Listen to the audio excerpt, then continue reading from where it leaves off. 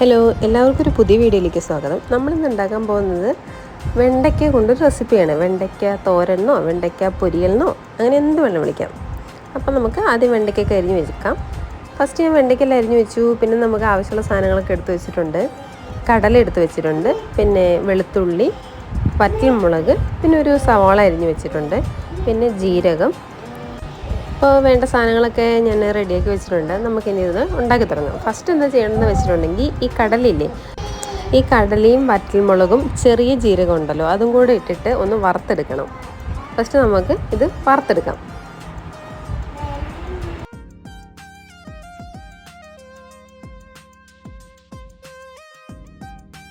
ഇപ്പം ഇത് പാകത്തിന് വറവായിട്ടുണ്ട്. നമുക്കിനി ഇത് മിക്സിയുടെ ജാറിലേക്ക് മാറ്റാം.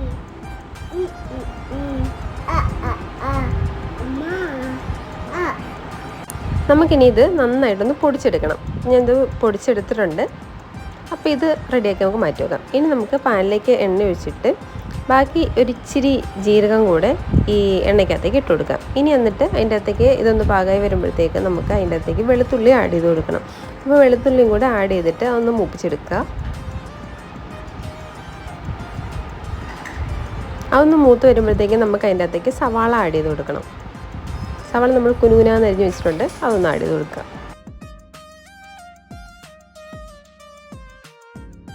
അതൊന്ന് മൂത്ത് വരുമ്പോഴത്തേക്കും നമുക്ക് അതിൻ്റെ അകത്തേക്ക് കുറച്ച് പൊടികൾ ആഡ് ചെയ്ത് കൊടുക്കണം. മഞ്ഞൾപ്പൊടി, കുറച്ച് ഗരം മസാല, കുറച്ച് മല്ലിപ്പൊടി, ഇത്ര സാധനങ്ങൾ നമ്മൾ ആഡ് ചെയ്ത് കൊടുത്തു.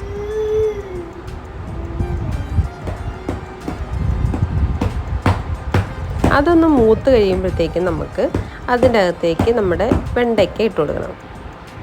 എന്നിട്ട് വെണ്ടയ്ക്ക് നന്നായിട്ട് ഇളക്കി കൊടുക്കണം.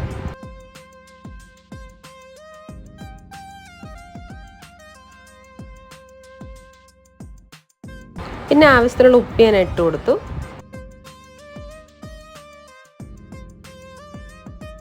ഇനി നമുക്കിതിനൊന്ന് മൂടി വെച്ച് വേവിച്ചെടുക്കാം.